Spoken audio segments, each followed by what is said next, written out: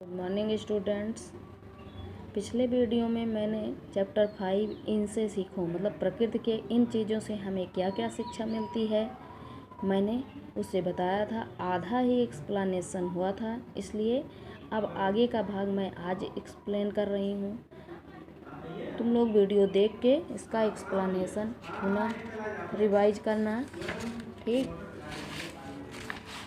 मछली से सीखो स्वदेश के लिए तड़प कर मर जाना। इसमें क्या है, मछली से हमें क्या शिक्षा मिलती है कि जब वो पानी से निकाल दी जाती है तो क्या होता है, वो तड़प तड़प के मर जाती है। तो उसी प्रकार से हमें अपने देश के लिए जो है, जहाँ हम रह रहे हैं, जहाँ का खाना खा रहे हैं, जहाँ हमारा निवास है या जहाँ से हमें शिक्षा मिल रही है, जहाँ हम रह रहे हैं, जो उसके प्रति हमें हमेशा जो है मरना ही मतलब उसके लिए हमेशा हमें कुछ न कुछ करना चाहिए, न कि उसके प्रति हमें स्वार्थ रहित नहीं होना चाहिए। हमें उसके प्रति जो है मतलब प्रेम रखना चाहिए। पतझड़ से पेड़ों से सीखो दुख में धीरज धरना।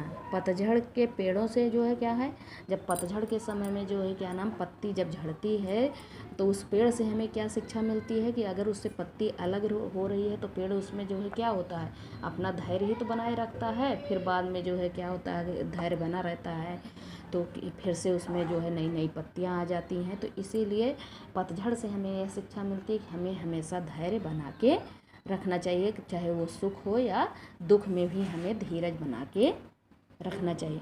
दीपक से सीखो जितना हो सके अंधेरा हरना। दीपक से, दिए से हमको क्या शिक्षा मिलती है कि हमें जहाँ तक हो सके जो है अंधेरे को दूर करना चाहिए। मतलब हम जहाँ भी रहें अच्छा काम करें, अच्छी सोच रखें और जो है उससे क्या है, सबको लोगों को फ़ायदा हो, हमारी वजह से किसी को कोई नुकसान ना हो। तो हमें दीपक से यही शिक्षा मिलती है कि जो है हम जहाँ तक हो सके हमें सबको खुश रखना चाहिए। पृथ्वी से सीखो प्राणी की सच्ची सेवा करना। पृथ्वी से हमें यह शिक्षा मिलती है कि हमें हर प्रकार के जीवों की सेवा करनी चाहिए, क्योंकि जो है पृथ्वी पे हमारे सभी प्रकार के जीव जंतु रहते हैं, अच्छे बुरे सब लोग रहते हैं। तो क्या है, पृथ्वी कुछ करती थोड़ी ना है, सबको रखती है, सबको अपने हिसाब से जो है क्या नाम उनकी सेवा करती है। जलधारा से सीखो जीवन पथ में बढ़ना। जलधारा मतलब जो है नदी में जैसे पानी बह रहा है तो उसकी धारा से हमें यह शिक्षा मिलती है कि हमें जीवन में अपने जीवन के रास्ते पर हमेशा आगे बढ़ना चाहिए, कभी रुकना नहीं चाहिए। और धुएं से सीखो हरदम। और धुएं से हमको क्या शिक्षा मिलती है कि ऊंचे पद पर चढ़ना। धुआं क्या है, धुआं जब निकलता है तो ऊपर देखो आसमान की तरफ उड़ता हुआ चला जाता है। तो धुएं से हमको यह शिक्षा मिलती है कि हमें ऊंचे पद पर, ऊंचाई पर ही चढ़ना चाहिए, जहाँ तक हो सके नीचे नहीं आना चाहिए और हमेशा ऊंचे पर ही चढ़ना चाहिए। उसके बाद इसका एक्सप्लेनेशन, इस चैप्टर का एक्सप्लेनेशन रिवाइज करने के बाद इस चैप्टर की वर्ड मीनिंग तुम लोग फेयर कॉपी में राइट करके रखना। नित माने प्रतिदिन, भाव माने विचार,